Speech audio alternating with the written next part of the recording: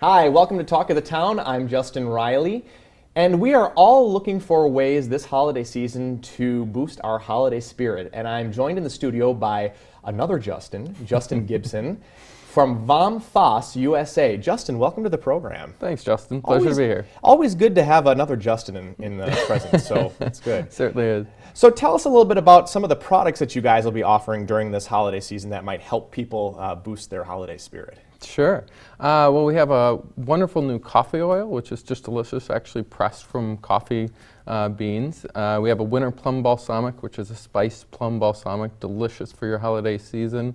We also have an Herbes de Provence extra virgin olive oil and a Craigbus Scotch, which will be just delicious, nice and has a little bit of smoky peatiness to it, that's nice and warming for the holiday season, great for gifts.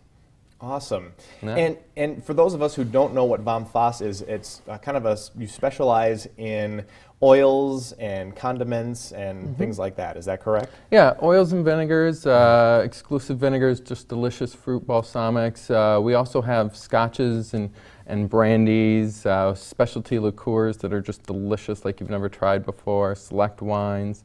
We're kind of a playland of taste as well.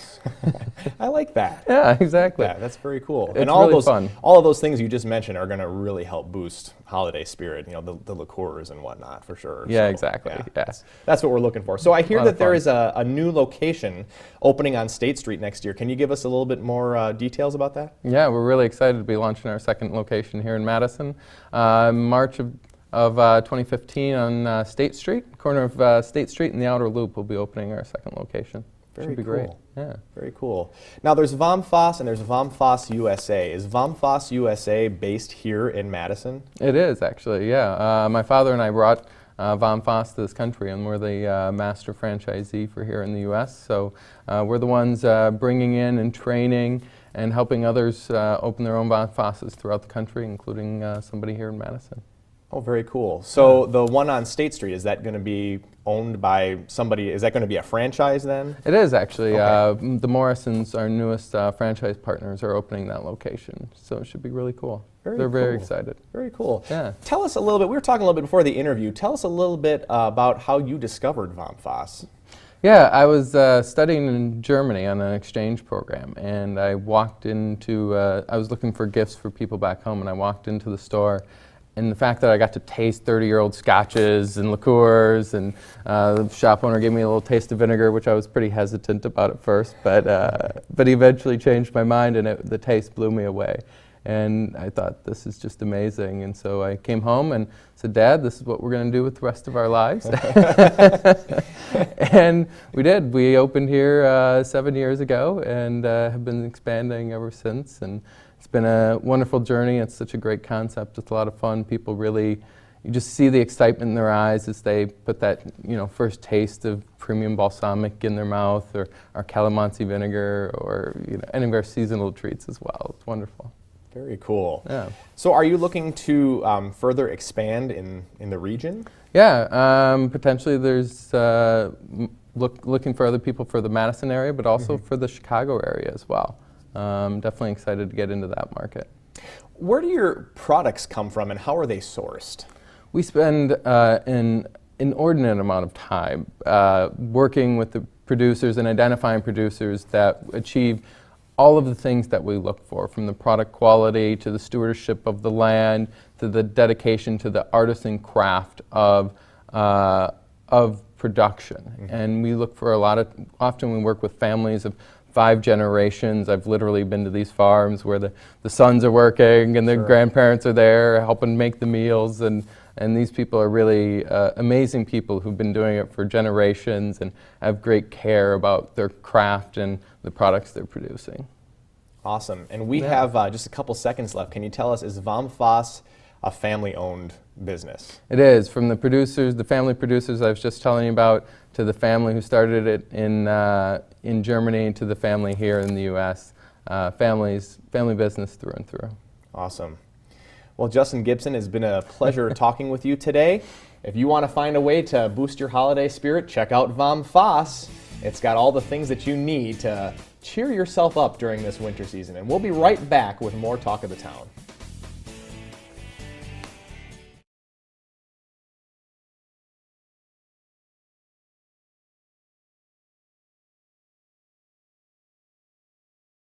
Welcome back to Talk of the Town. Actress Brenda Strong is always on the move. You've probably seen her on shows like Desperate Housewives or Dallas. She's also a certified yoga instructor. She focuses on helping women lead healthy lives. Now she's actually taking on a new role. She's helping raise awareness about health challenges for women 50 and older. So Brenda Strong joins us now. She's also got, along with her, Dr. Michelle Warren. They are putting a modern spin on menopause and postmenopause. So welcome, Dr. Warren and Brenda. How are you today? Very well, Jessa. Well, good. Hey, we're so glad to have you, and I'm very interested in learning about this campaign that you are working on. So why don't you kind of bring us up to speed on what you're doing? Well, as you mentioned, I'm a yoga teacher, and my company, Strong Yoga for Women, has really been committed to helping women at every age and stage of their lives meet their challenges. At first it was conception, then pregnancy, so it was a natural evolution for me when Pfizer approached me to do the Other Talk video to talk about menopause, because that's now the natural evolution of where I am as a woman. And it's a really cute video where I approach my daughter. She's a teenager, and I talk to her about going through puberty, and she doesn't want to have anything to do with me. And conversely, in the video, I'm turning 50, and my mother wants to have the other talk, and I don't want to have anything to do with her. And really, it's to point out that we as women need to be talking. We need to talk about what we're going through as women as we approach these ages, and to maybe dispel some of the misperceptions and myths around menopause and empower each other to seek treatment if that's what we need to relieve some symptoms. And so I was really happy to be able to do this in addition to the work that I do as an actor, because I really care about women's health. Yeah, absolutely. And it's interesting that you're taking on such a different role, but it sounds like there's a lot of reasons and why you got involved with something like this. So we appreciate you, jumping in on something like this. And Dr. Warren, a couple questions for you as well. Let's talk a little bit about menopause and postmenopause. And, for folks who aren't real familiar with these symptoms, talk to us about the symptoms and what you can expect. So menopause is a time when the body stops making estrogen, and eventually the periods stop, and at that time, after the periods stop, it's called postmenopause. The symptoms vary a lot. There is some women have a lot of symptoms, others have very few. The symptoms include hot flashes, night sweats, mood changes, and thinning and drying of the vagina. All of these symptoms tend to occur in general around age 50 to 51. And although most women are familiar with the hot flashes and the night sweats, fewer women understand that part of the syndrome can be thinning and drying of the vaginal wall, which can lead to painful sexual intercourse. So part of this campaign is to instruct and teach women about all of the symptoms of menopause and how to approach your healthcare practitioner. And Dr. Warren, along those same lines, what do you do to encourage women to talk to their doctor? And tell me a little bit about, are there some treatment options out there? Yes, well, first of all, it's a natural event. It's not life-threatening, but as I said, women should not suffer in silence. And it's very important for them to talk in detail to their healthcare practitioner about all of their symptoms of menopause. And there are FDA treatments available. You have to review with your healthcare practitioner what is the best treatment for you. In addition, it's important to talk to your partner because they need to understand the changes that are occurring in the body and why women may be avoiding sex and have painful intercourse, all of which are treatable. So the outlook is very good, but you need to know how to talk to your doctor and get treatment. Absolutely, and greatly appreciate the information and your work on this campaign. I know you have to go, both of you, but Brenda and Dr. Warren, where can folks get more information on this topic? They can go to youtube.com Let's Talk About Change. And there they can watch the video. And we really encourage people to share it with their friends. I know I'm the youngest of 4 girls, and nobody talked to me about menopause. So please, this is what we're trying to do, is raise awareness and say, let's talk about this. You know, a lot of us are going through this. The more information we have, the more empowered we are. So go to the YouTube site and enjoy the video and share it with others. All right, well, thanks again for joining us. Thank you greatly for your efforts around this topic. Thank you for watching. We'll be right back with more Talk of the Town after this.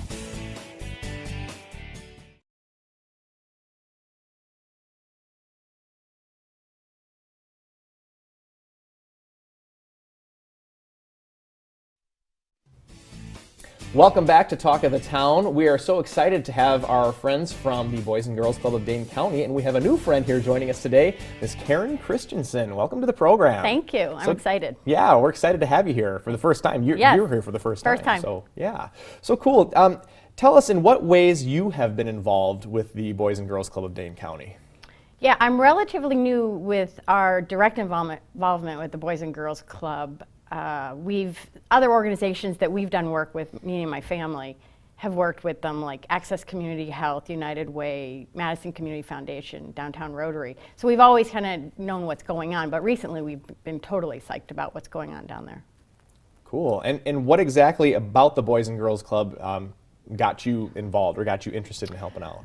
You know, to be honest with you, the Race to Equity report kind of gave us a, whoa, we got to do something. We got to look into this a little bit further. And then Alex G's Justified Anger group kind of kept us involved. And then it was social media.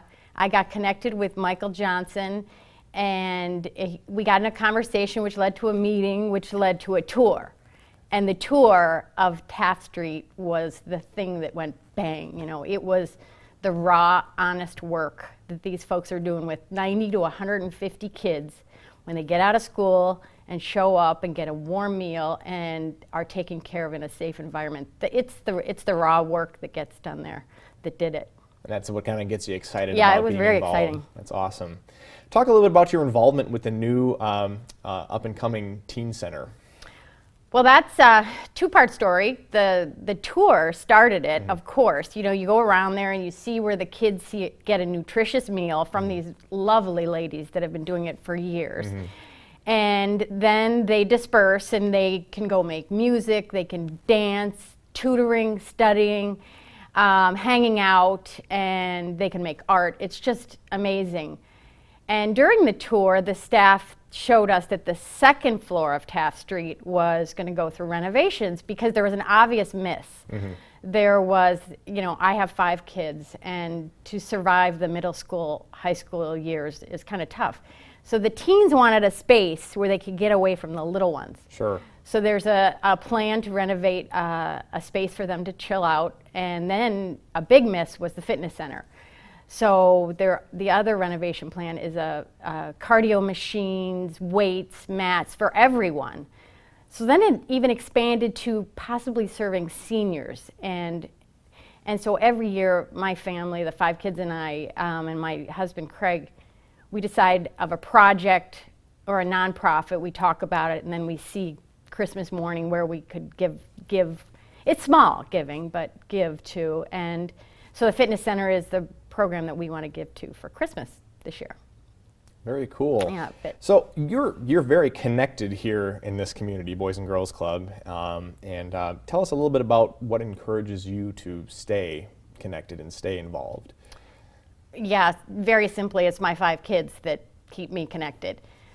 Craig and I made a absolute promise to each other that we would raise 5 kids that give back to the community, that are compassionate, great people, and just model the way so that when they grow up, they do the same thing. So you're encouraging your kids to be involved and give back to the community as well. Absolutely. And how would you encourage others who might be watching right now to get involved specifically with Boys and Girls Club? Well, Boys and Girls Club is just so exciting to me right now, particularly since the results of the Avid Tops report came out, that the kids that the Boys and Girls Club are working with in our schools and at the locations are getting extra tutoring. They're doing well in school, and they are prepared for college.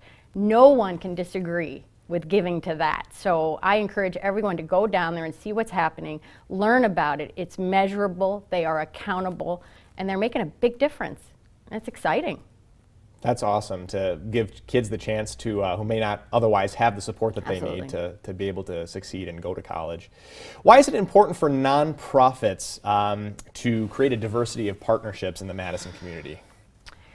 Well, we are involved in a lot of organizations, and you know, nonprofit or for-profit, to be honest, it doesn't matter in that respect, because what you see is best practices. And the more everyone's involved with each other, you get best practices, you learn best practices, they're measurable, and you don't recreate the wheel also. But our favorite part is you learn about different cultures in our communities, all different kind of cultures in our communities, things that you wouldn't normally be exposed to. So the more diversity, the better human beings.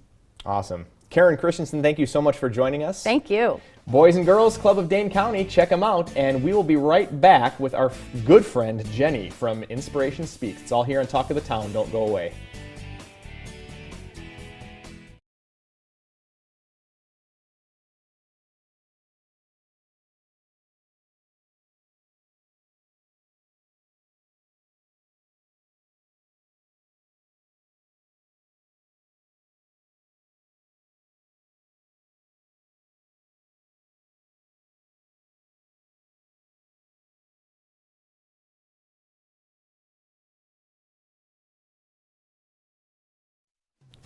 Hi, welcome back to Talk of the Town. We're so excited, as always, to have our very good friend Jenny from Inspiration Speaks back in our studio. Jenny, welcome back. Thanks for having me, Justin. It's Yeah, cool to be I here believe again. this is our second interview together. You and me, anyway. Yes, you Yeah. and me again. Very Yeah, cool. it is. It's great to see you. Yeah.